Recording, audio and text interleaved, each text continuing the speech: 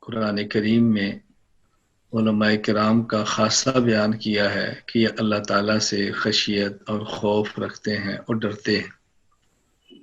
معلوم ہوا کہ جس شخص میں خشیت الہی نہیں، اگر اس کے پاس الفاظ ہیں تو نام کا عالم ہے، حقیقی عالم نہیں ہے۔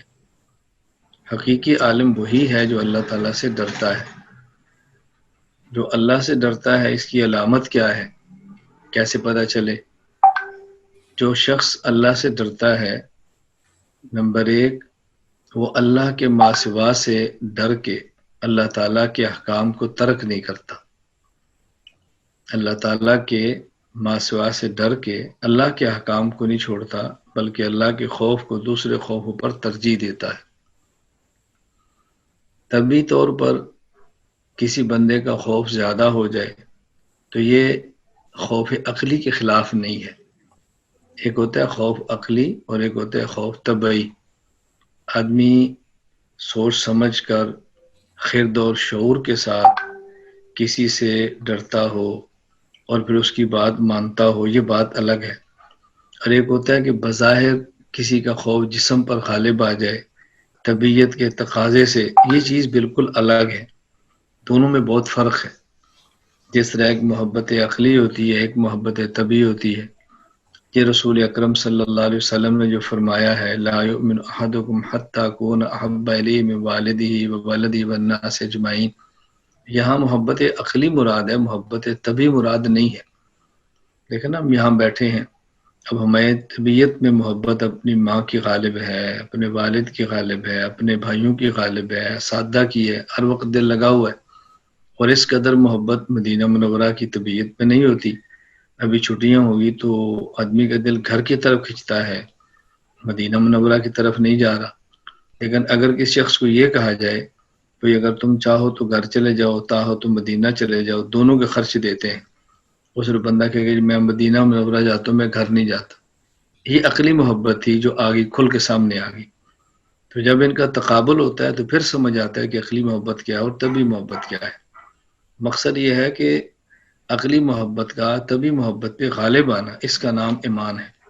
اس کا معنی یہ نہیں کہ طبعی محبت ختم ہو جائے۔ اسی طرح عقلی خوف کا طبعی خوف کے غالب آ جانا، اس کا نام ایمان ہے۔ آدمی رات کو اٹھتا ہے، اندھیرے کی وجہ سے ڈر لگتا ہے تو وضو کے لیے جانے کو دل نہیں کرتا، لیکن یہ سوچتا ہے اگر میں نے وضو نہ کیا اور نماز نہ پڑھی تو قبر میں جو اللہ تعالیٰ کی طرف سے عذاب ہوگا اس کو کیسے بھگتوں گا۔ اب پھر یہ ڈرتا ڈرتا بھی وضو کرتا ہے۔ تو دیکھو طبعی خوف بھی ہے، لیکن عقلی خوف کس نے غالب کیا تو حکم شریعت کو چھوڑا نہیں۔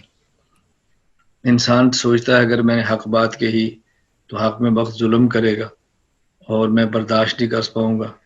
پھر یہ سوچتا ہے کہ اگر میں نے حق کی بجائے غلط بات کی تو اللہ ناراض ہوگا۔ حق میں وقت اگر تکلیف دے گا تو تھوڑی دیر کے لیے دے گا، بالآخر مر ہی جانا ہے۔ اللہ کی طرف سے عذاب دائمی ہوگا، میں کیسے برداشت کروں گا۔ پھر آدمی حق بات کہہ لیتا ہے۔ تو جسم پہ خوف بھی ہوتا ہے، جسم کام بھی رہا ہوتا ہے، لیکن پھر بھی آدمی لگا رہتا ہے۔ حضرت موسیٰ علیہ السلام جب میدان میں لکھنے ہیں اور فرعون کے ساحرین اور جادوگروں نے جب رسیاں پھینکی ہیں تو قرآن کہتا ہے فَأَوْجَسَ فِي نَفْسِهِ خِیفَةً، اللہ نے فرمایا لا تخف۔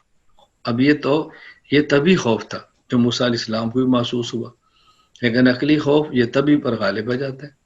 جب 70,000 جادوگروں نے کلمہ پڑھا اور فرعون نے کہا کہ میں تمہیں کاٹ کے رکھ دوں گا، لَأُقَطِّعَنَّ، تمہارے ہاتھ پاؤں کاٹوں گا، تو انہوں نے کیا کہا تھا کہ ہم اب ڈر کی وجہ سے تیری بات کو چھوڑنے والے نہیں ہیں، جو تو کر سکتا ہے وہ کر لے۔ تو عقلی خوف طبعی خوف پہ غالب آ گیا تھا۔ خیر میں عرض ہی کر رہا ہوں، پہلی بات یہ سمجھیں کہ علماء کا خاصہ ہے کہ وہ اللہ سے ڈرتے ہیں، بس۔ تو اس کی علامت کیا ہے؟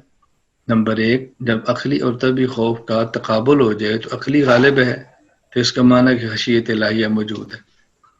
نمبر دو، اس کی علامت کیا ہے کہ بندہ اللہ سے ڈرتا ہے؟ اگر نفس کا تقاضا ایک طرف ہو اور اللہ تعالیٰ کا حکم ایک طرف ہو اور آدمی نفس کے تقاضے کو چھوڑ کر اللہ تعالیٰ کے حکم پر عمل کرے تو اس کا مطلب یہ ہے کہ شخص اللہ سے ڈرتا ہے، تبھی تو اس نے نفس کے تقاضے کو چھوڑ دیا ہے۔ آدمی کے پاس گناہ کے اسباب موجود ہیں، اللہ کے علاوہ دیکھنے والا کوئی نہیں، پھر بھی آدمی گناہ چھوڑ دیتا ہے۔ کیوں چھوڑا ہے؟ اس لیے کہ اللہ سے ڈرتا ہے۔ تو یہ بھی خوف کی علامت ہوتی ہے۔ اور اسی طرح انسان گناہ کر لیتا ہے، لیکن کسی کے تنبیہ کرنے پر یا کوئی آیت پڑھنے پر یا کسی مجلس میں بیٹھنے پر انسان کے اوپر ایک کیفیت آتی ہے کہ توبہ کر لیتا ہے، یہ بھی اللہ کے خوف کی علامت ہے۔ یہ ڈرا ہے تو توبہ کی ہے۔ تو خوف کا معنی صرف یہ نہیں کہ آدمی گناہ کرتا ہی نہیں، بلکہ کبھی طبی تقاضے سے مغلوب ہو کر گناہ کر لیتا ہے اور پھر بعد میں توبہ کرتا ہے۔ یہ توبہ بھی اللہ کے خوف کی علامت ہوتی ہے۔ تو جو شخص گناہ کرے ہی نہ، یہ بھی اللہ سے ڈرتا ہے، اور جو گناہ کرے اور توبہ کر لے، اس کا معنی کہ یہ بھی اللہ سے ڈرتا ہے۔ تو یہی خوف ہوتا ہے نا۔ ایک طالب علم ہے، وہ مدرسے کے قانون کی پرواہ نہیں کرتا، پھر سمجھانے پر بھی باز نہیں آتا، تنبیہ کرنے پر بھی اکڑتا ہے، تو یہ ضدی ہر درم ہے، اس کے لیے معافی کی گنجائش نہیں ہوتی۔ اور ایک طالب علم قانون کی پابندی کرتا ہے کیونکہ استاد جی کا حکم ہے، اور ایک آدمی قانون کی خلاف ورزی کر لیتا ہے، پھر معافی مانگتا ہے، استاد جی مجھے معاف کر دیں، مجھ سے غلطی ہوگی۔